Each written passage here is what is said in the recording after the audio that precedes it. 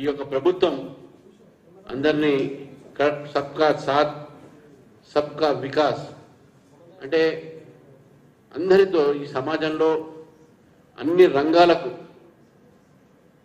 ఈ యొక్క ప్రభుత్వం ఒక తోడు ఉంటుంది. ఈ యొక్క ప్రభుత్వం తీసుకున్నటువంటి నిర్ణయాలన్నీ కూడా అందరి కోసము, ప్రతి ఒక్కరి యొక్క వికాసం కోసము, వికసిత భారత్ ఏదైతే మనం స్వప్నం చూస్తూ ఉన్నామో దాని మేరకై ఈ బడ్జెట్ని ప్రవేశపెట్టడం జరిగింది. ముఖ్యంగా తెలంగాణలో హైదరాబాద్ నుంచి అనేక స్థానాలకు స్పీడ్ ట్రైన్స్ ఈరోజు పెట్టడం జరిగింది. తద్వారా హైదరాబాద్ నుంచి అనేక స్థానాలకు రాకపోకలు కానీ, ఇక్కడ ఉన్నటువంటి ఒక ఆర్థిక లావాదేవీలు కానీ, వ్యాపారం కానీ పెరిగేట అవకాశాలు ఉంటాయి. ఎంఎస్ఎంఈ కానీ, గ్రోత్ సెంటర్స్ కానీ వీటన్నిటి కూడా మొత్తం రాష్ట్రంలో ఈరోజు అవకాశం ఉన్నది. తెలంగాణకు ఈ యొక్క నిర్ణయం వలన, ఈ విధానం వలన మంచి ఒక కారిడోర్, అది ఫార్మసీ కావచ్చు, ఎంఎస్ఎంఎస్సీ కావచ్చు, లేకుంటే ఏరోస్పేస్ ఇండస్ట్రీస్ కావచ్చు, రకరకాలైనటువంటి ఇండస్ట్రీస్ హైదరాబాద్ చుట్టుపక్కల వచ్చేటటువంటి అవకాశం ఉంటుంది. కాబట్టి ఈ నిర్ణయాలు ఏదైతే ఉన్నాయో, విధానాలు ఏదైతే ఉన్నాయో ఒక భారత ప్రభుత్వం తీసుకున్న నిర్ణయాలు ఇవన్నీ కూడా మన భారత ఒక ఆర్థిక వ్యవస్థతో పాటు ప్రతి ఒక్కరికి కూడా దీంట్లో అభివృద్ధి చెందేటటువంటి అవకాశాలు ఉన్నాయి. ఇటు విద్యార్థులకు, ఇటు ఇండస్ట్రియల్ జోన్స్లో, ఇండస్ట్రియల్ సెక్టార్స్లో అక్కడ కాలేజెస్, ఎడ్యుకేషన్, హాస్పిటల్స్ ఇవన్నీ కూడా నిర్మాణం అవుతూ ఉన్నాయి. అదేవిధంగా ఇక్కడ మెడికల్ ఏదైతే ఫీల్డ్ ఉందో, క్యాన్సర్ ఒక మందులకు ధర తగ్గించడము, హాస్పిటల్స్ ముఖ్యంగా ఆయుర్వేదాలో హాస్పిటల్స్ని 2 జాతీయ స్థాయిలో హాస్పిటల్స్ నిర్మాణం చేయటము, ఆయుర్వేదానికి పెద్దపీఠం వేయటము, దాంతోపాటు హెల్త్ సెక్టార్లో కూడా అనేకమైన మార్పులు తీసుకురావడం జరిగింది.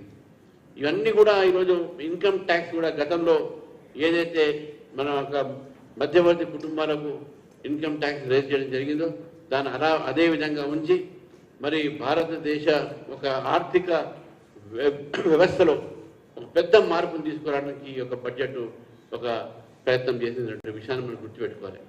అనేక అంశాలు ఉన్నాయి, కానీ ముఖ్యంగా దీన్ని ఇండస్ట్రియల్ గ్రోత్ అవుతుందో, అది ఎడ్యుకేషన్ అవుతుందో దీనికి లింక్ పెట్టి ఇండస్ట్రియల్ జోన్లోనే స్కిల్ డెవలప్మెంట్ కోసం అక్కడ ఉన్నటువంటి కళాశాలలు, విశ్వవిద్యాలయాలు ప్రైవేటైజేషన్తో పాటు ప్రభుత్వ రంగంలో కూడా అనేక మార్పులు చేర్పులు జరుగుతూ ఉన్నాయి. కాబట్టి బడ్జెట్ మన ఒక భారతదేశంలో అందరికీ, తర్వాత తెలంగాణ కూడా ఒక మంచి ఉపయోగకరమైనటువంటి ఒక బడ్జెట్గా మేము భావిస్తూ ఉన్నాం.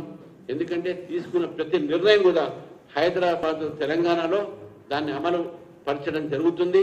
హైదరాబాద్లో ఉన్నటువంటి ఒక అనేక ప్రాంతాలు, తెలంగాణలో ఉన్న అనేక ప్రాంతాలు ఇవన్నీ కూడా ఆ ఒక నిర్ణయాలు ఈ యొక్క ఇక్కడ అమలు పరుస్తున్నాం. కాబట్టి దానివల్ల తెలంగాణ ప్రజలకు, తెలంగాణ యువతకు ముఖ్యంగా మంచి ఒక వారి ఆకాంక్ష తగ్గట్టు మంచి ఈ బడ్జెట్గా భావిస్తూ ఉన్నాము.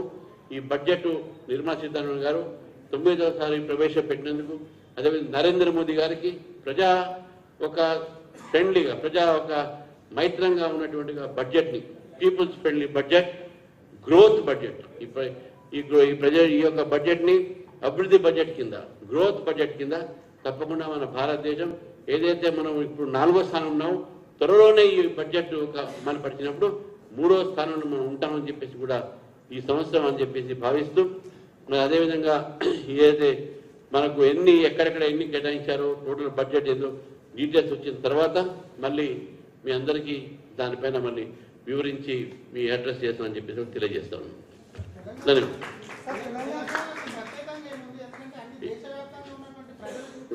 తెలంగాణలో బడ్జెట్లో కూడా